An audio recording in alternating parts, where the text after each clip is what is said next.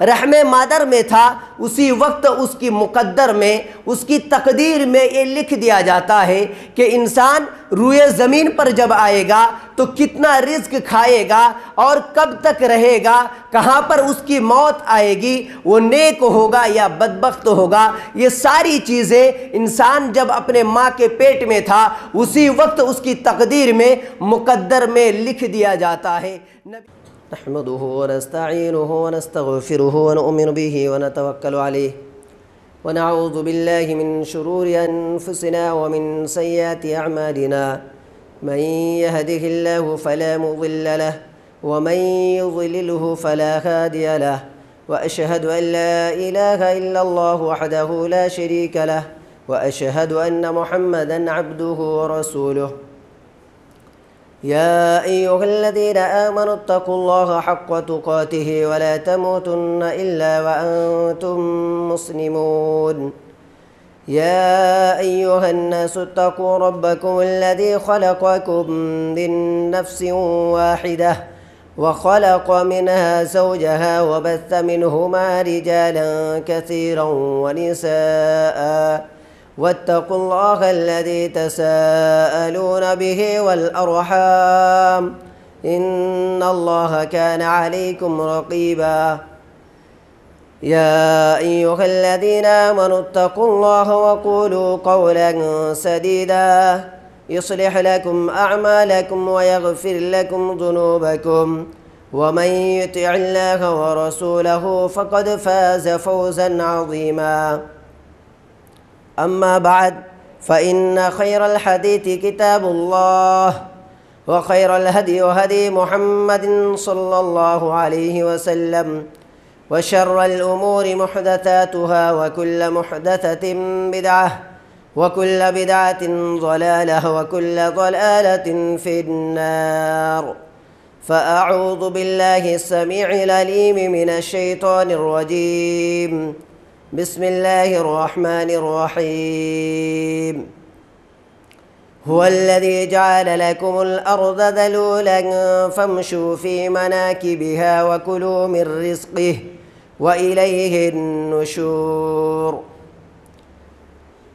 تمام قسم کی تعریف، توصیف، بڑائی، بزرگی، کبریائی، بادشاہی اس خالق کائنات مالک ارض و سما کے لیے لائق اور زیبا ہے، سزاوار ہے، جنہوں نے ہم مرین و انسانوں کو اس دار فانی کے اندر مبعوث فرمایا، ساتھ ہی ساتھ ہماری رشد و ہدایت کے لیے انبیاء کرام کا سلسلہ جاری و ساری فرمایا۔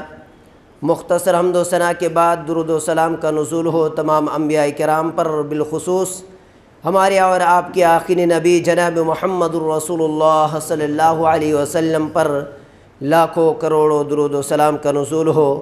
اللہم صلی علی محمد وعلی آل محمد کما صلیت علی ابراہیم وعلی آل ابراہیم انک حمید مجید۔ اللہم بارک علی محمد وعلی آل محمد کما بارکت علی ابراہیم وعلی آل ابراہیم انک حمید مجید۔ معزز سامعین کرام، بزرگان دین، نوجوان ساتھیوں، عفت مآب خواتین اسلام، خطبہ مسنونہ کے بعد میں آپ حضرات کے روبرو سورۃ الملک کی ایک آیت کریمہ تلاوت کیا ہوں۔ انشاءاللہ اسی آیت کریمہ کو مد نظر رکھتے ہوئے رزق میں برکت کے اسباب اس موضوع پر لب کشائی کرنے کی جسارت کر رہا ہوں۔ اللہ رب العالمین سے دعا گو ہوں، پروردگارہ قرآن و حدیث کی روشنی میں حق بات کہنے سب سے پہلے مجھے، اس کے بعد سامعین و سامعات کو عمل کی توفیق عطا فرما، آمین یا رب العالمین۔ رب ذوالجلال نے قرآن حکیم کے اندر ارشاد فرمایا، هو الذی جعل لکم الارض ذلولا فامشوا فی مناکبها وکلوا من رزقہ والیہ النشور۔ وہ ذات جس نے تمہارے لیے زمین کو پست و مطیع بنایا تاکہ تم اس کی راہوں میں چلو پھرو اور اس کی دی ہوئی روزی سے کھاؤ پیو، اور اس بات کو مت بھولو کہ اسی کی طرف جی کر اٹھنا ہے۔ معزز سامعین کرام، رب کی بندگی کے بعد جو سب سے زیادہ جستجو اور بنیادی ضرورت ہے وہ رزق کا مسئلہ ہے۔ آج ہم میں سے ہر انسان جو ہے اکثر و بیشتر لوگ یہ شکایت کرتے ہوئے نظر آتے ہیں کہ ہم دن و رات محنت کرتے ہیں، مشقت کرتے ہیں، جستجو کرتے ہیں، لیکن پھر بھی ہم رزق کے مسئلے کو لے کر پریشان رہتے ہیں۔ ہماری کمائی میں برکت نہیں ہوتی ہے اور دن بدن قرضہ چڑھتا جاتا ہے، ہم پریشان ہیں۔ تو آخر ہم کیا کریں جس کی وجہ سے اللہ رب العالمین ہمارے رزق میں برکت پیدا فرمائے گا، ہمارے رزق کو کشادہ عطا فرمائے گا؟ برادران اسلام، سب سے پہلی چیز کیا ہے اس مسئلے کا حل؟ بنیادی چیز کہ اللہ رب العالمین کی شان رزاقیت پر ایمان رکھنا، کہ اللہ رب العالمین ہی کی ذات ہے جو انسان کو روزی دیتا ہے۔ اللہ رب العالمین جس کو جتنا چاہے رزق دے گا، یہ اللہ رب العالمین کے اختیار میں ہے۔ زمین میں محنت کرنا، زمین پر جستجو کرنا، کوشش کرنا، یہ ہمارا کام ہے، لیکن اللہ رب العالمین جس کو جتنا چاہے گا اتنا ہی رزق دے گا۔ کبھی ایسا بھی ہوتا ہے کہ ہم جو محنت کرتے ہیں ہماری محنت سے ہمیں زیادہ پھل ملتا ہے، اور کبھی ایسا ہوتا ہے کہ ہم بہت محنت کرتے ہیں لیکن بہت کم اس کا پھل ملتا ہے۔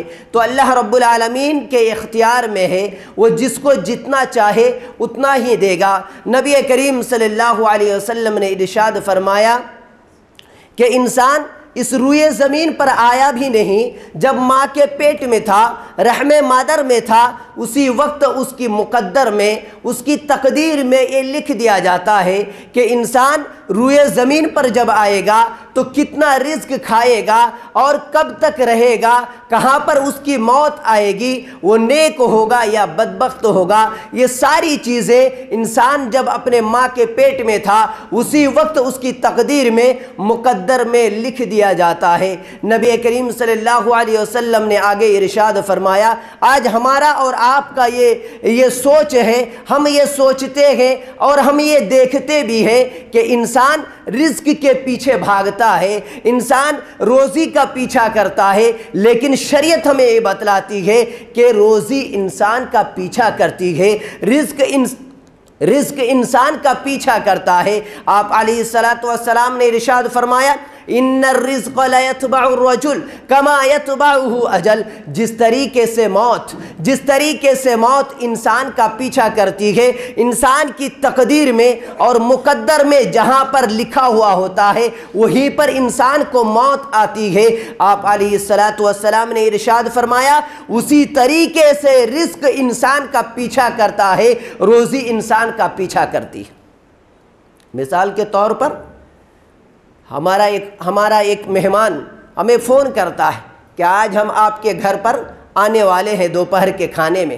آپ اس کے لیے مہمان نوازی تیار کرتے ہیں، آپ اپنی استطاعت کے مطابق کھانا تیار کر کے رکھتے ہیں، پھر اچانک فون آ جاتا ہے کہ میں نہیں آ سکتا۔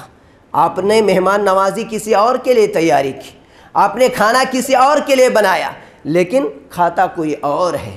تو ایسا ہوتا ہے، انسان کے مقدر میں جہاں رزق لکھا ہوتا ہے وہاں پر انسان پہنچ جاتا ہے۔ تو ہم یہ سوچتے ہیں کہ ہم روزی کا پیچھا کرتے ہیں، لیکن شریعت ہمیں یہ بتلاتی ہے کہ نہیں، ایسا نہیں ہے، بلکہ روزی انسان کا پیچھا کرتی ہے۔ تو پہلی چیز، اگر ہم رزق میں برکت چاہتے ہیں، اگر ہم یہ چاہتے ہیں رزق کے دروازے ہمارے لیے کھول دیا جائے، رزق میں ہمارے برکت ہو جائے، اللہ رب العالمین ہمیں وافر مقدار میں رزق عطا فرمائے، تو سب سے پہلی چیز توکل علی اللہ۔ توکل علی اللہ، کیسا توکل کرنا ہے؟ اللہ کے نبی صلی اللہ علیہ وسلم نے اس حدیث کے اندر ارشاد فرمایا، توکلوا لو انکم توکلون علی اللہ حق توکلہ لرزقکم کما یرزق الطیر تغدو خماصا وتروح بطانا۔ توکل کا مطلب یہ نہیں ہے کہ اللہ پر بھروسہ کر کے انسان گھر میں بیٹھ جائے۔ توکل کا مطلب یہ بھی نہیں ہے کہ انسان اللہ پر بھروسہ کر کے مسجد میں آ کر بیٹھ جائے اور اللہ اللہ کرتا رہے، دعا کرتا رہے۔ اس حدیث کے اندر توکل کا مطلب نبی کریم صلی اللہ علیہ وسلم نے بیان فرمایا کہ توکل کا مطلب یہ ہے کہ اللہ پر توکل اسی طریقے سے کرو جس طریقے پر بھروسہ کرنے کا اللہ پر حق ہے، اس طریقے سے کرو۔ آگے مثال دیتے ہوئے ارشاد فرمایا کہ ایک پرندہ اپنے گھونسلے سے صبح کے وقت خالی پیٹ نکلتا ہے، زمین پر محنت کرتا ہے، تلاش کرتا ہے، روزی کو تلاش کر کے جب شام کو واپس لوٹتا ہے تو شکم سیر ہو کر کے، پیٹ بھر کر کے اور اپنے چوزے کے لیے بھی لے کر شام کو واپس آتا ہے۔ توکل کا مطلب یہ ہے، توکل کرنا ہے، اللہ رب العالمین پر بھروسہ کرتے ہوئے زمین پر محنت کرنی ہوگی، جستجو کرنی ہوگی، کوشش کرنی ہوگی اور حلال طریقے کو اپنانا ہوگا، حلال طریقے سے جائز کمانا ہوگا اور اللہ پر بھروسہ کرتے ہوئے کرنا ہوگا۔ ایسا نہیں کہ آپ اللہ پر توکل نہ کریں، صرف محنت اور مزدوری کریں، یا پھر اللہ رب العالمین پر توکل کر کے محنت کیے بغیر گھر میں بیٹھ جائیں، یہ غلط ہے۔ اللہ کے نبی صلی اللہ علیہ وسلم نے مثال دے کر فرمایا کہ آپ کو اس طریقے سے توکل کرنی ہوگی، توکل اور بھروسہ کرنا ہوگا، تب جا کر آپ کے رزق میں اللہ رب العالمین برکت عطا فرمائے گا۔ دوسری چیز صلہ رحمی۔ آج ہمیں اور آپ کو یہ دیکھنے کو ملتا ہے کہ انسان بالکل الگ تھلگ ہو کر زندگی گزارنا چاہتے ہیں، تنے تنہا زندگی گزارنا چاہتے ہیں، تنہائی میں خوشحال رہنا چاہتے ہیں، رشتہ داروں سے کوئی مطلب نہیں، رشتہ داروں سے بچھڑ کر کے خوشحال زندگی گزارنا چاہتے ہیں اور سوچتے ہیں اگر ہم رشتہ داروں سے مل جل کر رہیں گے، رشتہ داروں سے تعلقات قائم کریں گے، لوگوں کا آنا جانا ہوگا تو ہمارے اخراجات زیادہ بڑھ جائیں گے، جبکہ نبی کریم صلی اللہ علیہ وسلم نے ایک بہترین اصول ہمیں بتلایا کہ اگر آپ اپنے کاروبار میں ترقی چاہتے ہیں، اپنے مال میں برکت چاہتے ہیں، اگر رزق میں برکت چاہتے ہیں تو رشتہ داروں کی رشتہ داری نبھائیے، ان کے ناز نخرے کو برداشت کیجئے، رشتہ داروں سے جڑ کر اپنی زندگی کو گزارنا سیکھیے۔ اگر آپ رشتہ داروں کے حقوق کو ادا کریں گے، رشتہ داروں کو لے کر چلیں گے، اس کے ناز نخرے کو آپ برداشت کریں گے تو اللہ رب العالمین آپ کے رزق میں برکت عطا فرمائے گا۔ آپ علیہ الصلوۃ والسلام نے ارشاد فرمایا من احب ان یبسط له فی رزقه وَإِن يُنْسَأَلَهُ فِي أَثَرِهِ فَلْيَصِلْ رَحِمَهُ، اگر کسی کو یہ بات پسند ہو کہ اس کے عمر میں اضافہ ہو جائے، اس کی زندگی لمبی ہو جائے، اس کے عمر میں اضافہ کر دی جائے اور اس کے رزق میں برکت عطا کر دی جائے تو اس شخص کو چاہیے کہ وہ اپنے رشتہ داروں کے ساتھ صلہ رحمی کرے۔ آج نبی کریم صلی اللہ علیہ وسلم کے اس حدیث کے بالکل برعکس ہم زندگی گزار رہے ہیں۔ ہم یہ چاہتے ہیں کہ تنہا زندگی گزاریں گے ہمارے اخراجات کم ہوں گے۔ نبی کریم صلی اللہ علیہ وسلم نے ارشاد فرمایا اگر رزق میں بڑھوتری چاہتے ہیں، اگر رزق میں اضافہ کرنا چاہتے ہیں، اگر آپ چاہتے ہیں کہ آپ کے کاروبار میں ترقی ہو جائے، کشادہ ہو جائے، تو آپ اپنے رشتہ داروں کی رشتہ داری کو نمائیے اور سب کو مل جل کر لے کر چلنا سیکھیں۔ تیسرا پوائنٹ، رزق کا نماز کے ساتھ بڑا گہرا تعلق ہے۔ نماز کو ہم نے سمجھا ہی نہیں ابھی۔ نماز ایک طرف تو بیان فرمایا اتل ما اوحی الیک من الکتاب واقیم الصلاۃ ان الصلاۃ تنہی عن الفحشاء والمنکر، تو دوسری طرف فرمایا وَأْمُرْ أَهْلَكَ بِالصَّلَاةِ وَاصْطَبِرْ عَلَيْهَا لَا نَسْأَلُكَ رِزْقًا نَحْنُ نَرْزُقُكَ۔ نماز کا رزق کے ساتھ بڑا گہرا تعلق ہے۔ علامہ اقبال رحمہ اللہ نے کیا ہی خوب بیان کیا ہے کہ خدا کو لوگ بھول گئے فکر روزی میں، خدا کو لوگ بھول گئے فکر روزی میں، خیال رزق ہے رزاق کا خیال نہیں۔ اللہ اکبر۔ آج نماز کے لیے ہمارے پاس وقت نہیں۔ اللہ تبارک و تعالیٰ نے ارشاد فرمایا اے محمد صلی اللہ علیہ وسلم اپنے اہل و عیال کو، اپنے گھر والوں کو نماز کا پابند بنائیے اور آپ خود بھی اس پر جمے رہیے۔ آپ سے ہم روزی نہیں مانگتے ہیں، نحن نرزقک، ہم آپ کو روزی دیتے ہیں۔ آج ہم نماز چھوڑ کر کے دولت مند بننا چاہتے ہیں، نماز چھوڑ کر کے کاروبار کرنا چاہتے ہیں، نماز کو ضائع کر کے ہم ترقی کرنا چاہتے ہیں، مال میں اضافہ کرنا چاہتے ہیں۔ ایک پلاٹ ہے تو دوسری پلاٹ کے ہمیں جستجو اور کوشش ہے، نماز چھوڑ کر کے ہم کاروبار میں ترقی کرنا چاہتے ہیں، نماز کو ضائع کر کے۔ اللہ تبارک و تعالیٰ نے فرمایا کہ آپ نماز کی پابندی کیجئے، اور تنے تنہا نہیں بلکہ اپنے اہل و عیال کے ساتھ۔ اگر آج ہم نمازی ہیں، میری بیوی بے نمازی ہے تو ہم رب کی نظر میں مجرم ہیں۔ اگر ہم نمازی ہیں، ہماری اولاد بے نمازی ہے تو ہم رب کی نظر میں مجرم ہیں، رب کی نگاہ میں ہم اچھے نہیں ہو سکتے۔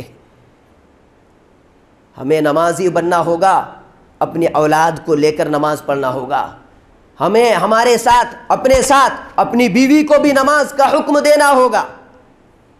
نماز نہیں پڑھ رہی ہے آپ کی اہلیہ، آپ کی اولاد نماز نہیں پڑھ رہی ہے تو آپ کو رب کے سامنے جھولی پھیلا کر کے بھیک مانگنا ہوگا۔ اللہ تبارک و تعالیٰ نے اس کے لیے بھی اصول اور طریقے بتلائے ہیں۔ اگر آپ کی اولاد بگڑ چکی ہے، اگر آپ کی بیوی آپ کی بات نہیں مانتی ہے تو آپ کیا کریں گے؟ رب کے سامنے ہاتھ پھیلائیے اور دعا کیجئے، ربنا هب لنا من ازواجنا وذرياتنا قرة اعین وجعلنا للمتقین اماما۔ اللہ اکبر، بڑی پیاری دعا ہے، اس دعا کو کثرت کے ساتھ پڑھا کیجئے، کیونکہ آپ کی اولاد اور آپ کی بیوی کیسی ہوں گی کہ آپ کے آنکھوں کو ٹھنڈک پہنچے گی۔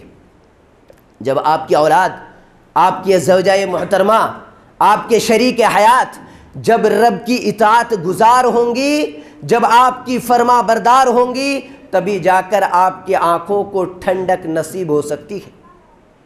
معمولی چیز نہیں ہے۔ تو آپ نماز پڑھیے، اپنے گھر والوں کو بھی نماز کا حکم دیجئے، اپنی اولاد کو بھی نماز کا حکم دیجئے، اس پر تنبیہ کریں، سختی کریں، کیونکہ آپ اکیلے نمازی بن کر کے آپ جنت نہیں جا سکتے ہیں۔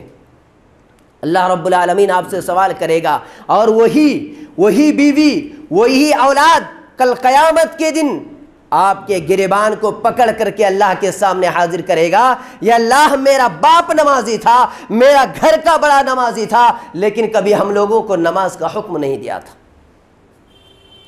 بہرکیف، اگر آپ رزق میں برکت چاہتے ہیں، اگر آپ رزق میں اضافہ کرنا چاہتے ہیں، اگر آپ مالدار بننا چاہتے ہیں تو آپ نمازی ہیں، آپ اپنی بیوی کو بھی نمازی بنائیے، آپ اپنی اولاد کو بھی نمازی بنائیے، اور خصوصاً نماز فجر نبی کریم صلی اللہ علیہ وسلم نے ارشاد فرمایا، خیر من الدنیا وما فیہا، فجر کی 2 رکعت نماز دنیا وما فیہا، دنیا اور دنیا کی ساری چیزوں سے بہتر ہے۔ دنیا اور دنیا کے اندر جتنی بھی چیزیں ہیں ان ساری چیزوں سے نماز فجر 2 رکعت نماز جو نماز فجر ہے وہ بہتر ہے۔ آج ہماری زندگی سے نماز فجر ختم ہو چکی ہے۔ اللہ اکبر، آج ہمارا سونے کا معمول، جاگنے کا معمول بالکل شریعت کا خلاف، قرآن و حدیث کا بالکل خلاف۔ نبی کریم صلی اللہ علیہ وسلم عشاء کے بعد فوراً سویا کرتے تھے، نماز فجر سے پہلے اٹھا کرتے تھے۔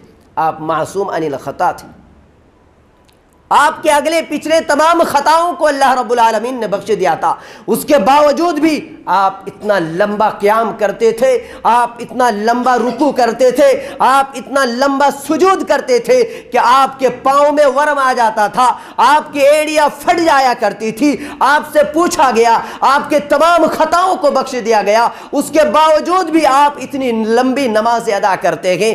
آپ نے فرمایا، افلا اکون عبدا شکورا، کیا میں اللہ کا شکر گزار بندہ نہ بنوں؟ آج ہم گناہوں کا پتلا بن چکے ہیں، قدم قدم پر گناہ کرتے رہتے ہیں، منٹ منٹ میں گناہ کرتے رہتے ہیں، ہر لمحہ ہر آن گناہوں میں مبتلا رہتے ہیں۔ اس کے باوجود بھی ہم سے نمازیں، جو فرض نماز ہے وہ نمازیں ادا نہیں ہو پاتی ہے وقت پر۔ ہمارا جینے کا انداز چلنے کا سلیقہ اور طریقہ ایسا محسوس ہوتا ہے کہ جنت کے سرٹیفکیٹ جو ہے ہمارے جیب میں ہے۔ اللہ اکبر۔ تو نماز فجر کے تعلق سے میں بات کر رہا تھا کہ آج ہم سوتے ہیں رات 12-1 بجے سوتے ہیں اور اٹھتے ہیں صبح کے 9 بجے 8 بجے اٹھتے ہیں اور اٹھ کر ناشتے سے فارغ ہو کر اپنے کام میں مصروف ہو جاتے ہیں۔ نبی کریم صلی اللہ علیہ وسلم نے ارشاد فرمایا اللہم بارک لی امتی فی بکورہا، یا اللہ میری امت کی صبح میں تو برکت عطا فرما۔ جو انسان نماز فجر سے اپنے کاروبار کی شروعات کرتے ہیں، جو انسان نماز فجر کے بعد اپنے کاروبار کی شروعات کرتے ہیں، اپنے تجارت کی شروعات کرتے ہیں، اللہ تبارک و تعالی اس کے لیے رزق کے دروازے کو کھول دیتا ہے، اس کے لیے برکت کے دروازے کو کھول دیتا ہے۔ اللہ تبارک و تعالی اس کے کاروبار میں، اس کے گھر میں، اس کی کھیتی باڑی میں، اس کی تجارت میں برکت عطا فرماتا ہے۔ جو انسان نماز فجر کے بعد اپنے کاروبار کی شروعات کرتے ہیں، یہ اصول اپنا لیجئے، اپنی زندگی میں اس اصول کو اپنا لیجئے، آپ اپنے آنکھوں سے، آپ اپنی زندگی کے اندر خود خیر و برکت دیکھیں گے، آپ اپنی زندگی میں خود آپ اس کو محسوس کریں گے۔ نماز فجر کو معمولی مت سمجھیے۔ نمبر 4، رزق کے مسئلے میں اللہ رب العالمین بندوں کو آزماتا ہے۔ رزق کے معاملے میں اللہ رب العالمین بندوں کو آزماتا ہے، بندوں کی آزمائش کرتا ہے۔ اللہ تبارک و تعالی ایک انسان کو مال و دولت عطا کرتا ہے، ایک انسان کو عہدہ دیتا ہے، ایک انسان کو اللہ تبارک و تعالی منصب دیتا ہے اور اس کو عزت سے نوازتا ہے، اور یہ ساری چیزیں دے کر کے آزماتا ہے، بطور آزمائش ہوتا ہے۔ وہ انسان اگر اس کا غلط استعمال کرتے ہیں، اگر اس کے حقوق کو ادا نہیں کرتے ہیں تو اللہ رب العالمین پھر اس سے چھین لیتا ہے۔ ایک انسان سے اللہ رب العالمین دولت کو بھی چھین لیتا ہے، عہدہ کو بھی چھین لیتا ہے، مال و دولت کو بھی چھین لیتا ہے، اس کی عزت کو بھی چھین لیتا ہے، اور یہ بطور آزمائش ہوتا ہے۔ ایسے حالات میں انسان کیا کرتا ہے یہ دیکھنا مطلب رہتا ہے۔ اللہ تبارک و تعالی سورۃ الفجر کے اندر ارشاد فرمایا فَأَمَّا الْإِنسَانُ إِذَا مَا ابْتَلَاهُ رَبُّهُ فَأَكْرَمَهُ وَنَعَمَهُ۔ اللہ تبارک و تعالی ایک انسان کو دولت سے نوازتا ہے اور اس کا اکرام کرتا ہے، عزت سے نوازتا ہے، تب وہ انسان اللہ کے آزمائش کو بھول جاتا ہے اور کہتا ہے فَيَقُولُ رَبِّ أَكْرَمَنِ، میرے رب نے میری عزت کی، میری تکریم کی، مجھے عہدہ دیا، مجھے مال و دولت سے نوازا، میری عزت کی، اللہ رب العالمین نے مجھے یہ ساری چیزیں عطا کیا ہے۔ لیکن وہ یہ بھول جاتا ہے کہ ان تمام نعمتیں جو اللہ تبارک و تعالی نے مجھے دیا تھا، اس کے اندر بھی کن کن لوگوں کا حقوق تھا۔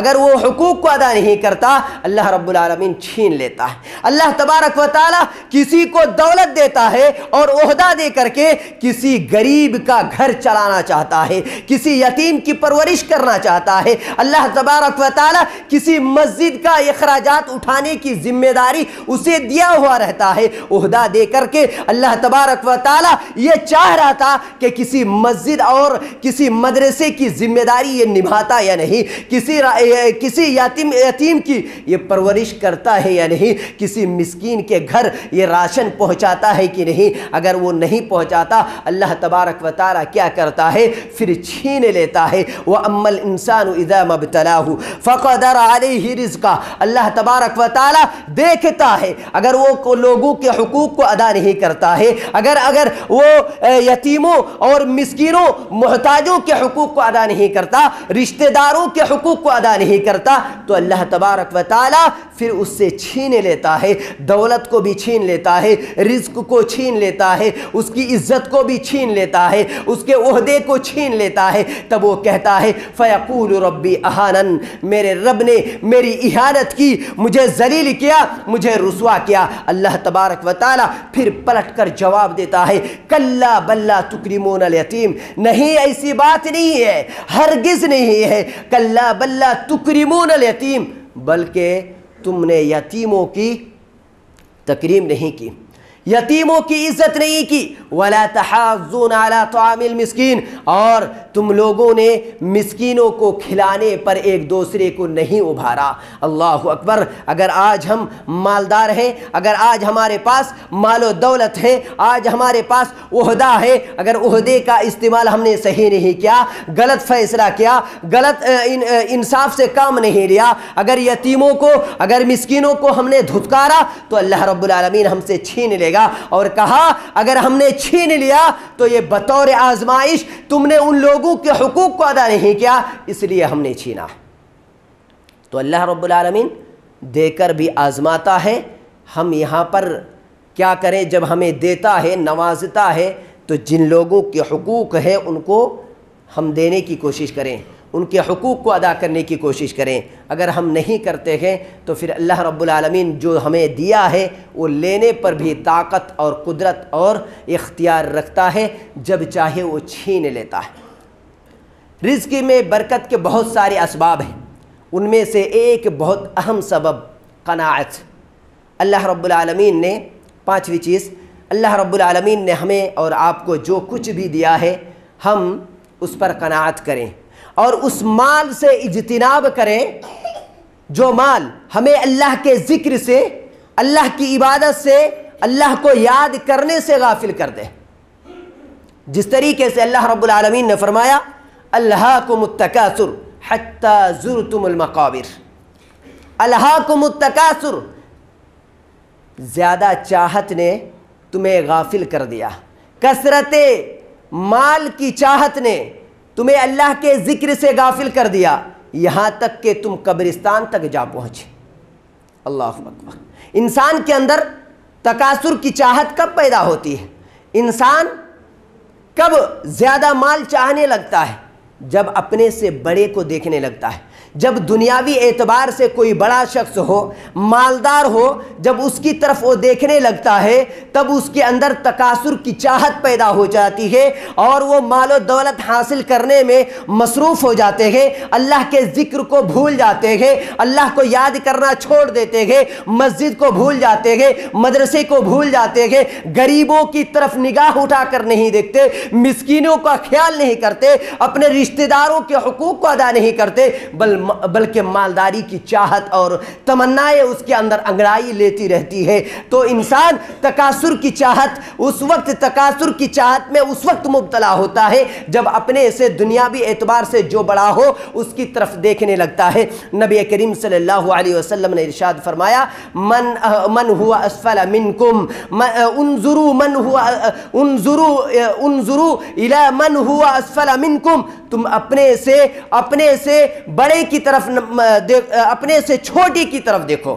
انظروا الی من هو اسفل منکم، جو دنیاوی اعتبار سے تم سے کم تر ہو، جو غریب ہو، جو دنیاوی لحاظ سے، جو مالداری کے اعتبار سے تم سے کم تر ہو، اس کی طرف تم دیکھو۔ وَلَا تَنظُرُوا إِلَى مَنْ هُوَ فَوْقَكُمْ، اور جو دنیاوی اعتبار سے مالدار ہو، بڑا ہو، اس کی طرف مت دیکھو۔ فَإِنَّهُ أَجْدَرُ أَلَّا تَزْدَرُوا نِعْمَةَ اللَّهِ، اس طرح تم اللہ کی نعمتوں کو حقیر نہیں سمجھو گے۔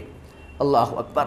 اللہ کے نبی صلی اللہ علیہ وسلم نے ایک بہت اہم مسئلہ بتلایا، بہت اہم پوائنٹ بتلایا۔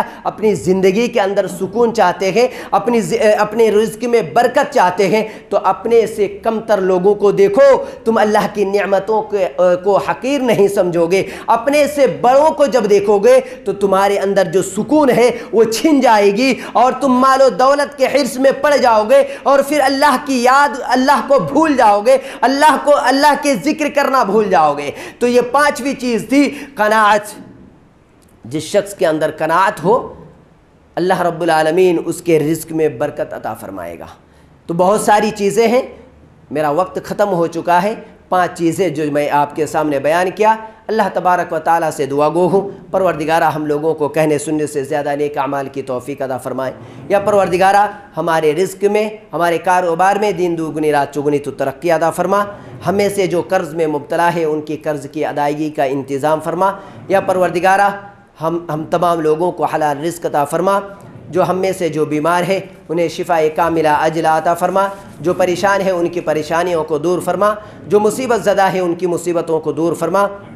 یا پروردگارہ ہم لوگوں کو صراط مستقیم پر گامزن فرما، یا پروردگارہ ہم لوگوں کو قرآن و حدیث کے مطابق چلنے کی توفیق عطا فرما، ہمیں دیندار بنا، ہمیں نمازی بنا، ہمیں ذکر کرنے والا بنا، یا پروردگارہ مسلمانوں کی حفاظت فرما، مدارس مکاتب اور مساجد کی حفاظت فرما، یا پروردگارہ دنیا کے اندر کوئی بھی مسلمان بھائی، کوئی بھی انسان پریشان حال ہے، ظالموں کے ظلم کے شکنجے میں ہے، یا اللہ تو اس کی غیب سے مدد فرما، ہم تمام لوگوں کو عذاب قبر سے، عذاب جہنم سے محفوظ فرما لینا، تو اپنے خاص فضل و کرم سے ہم تمام لوگوں کو جنت الفردوس میں اعلیٰ سے اعلیٰ مقام عطا فرمانا، آمین۔ وآخر دعوانا ان الحمد للہ رب العالمین۔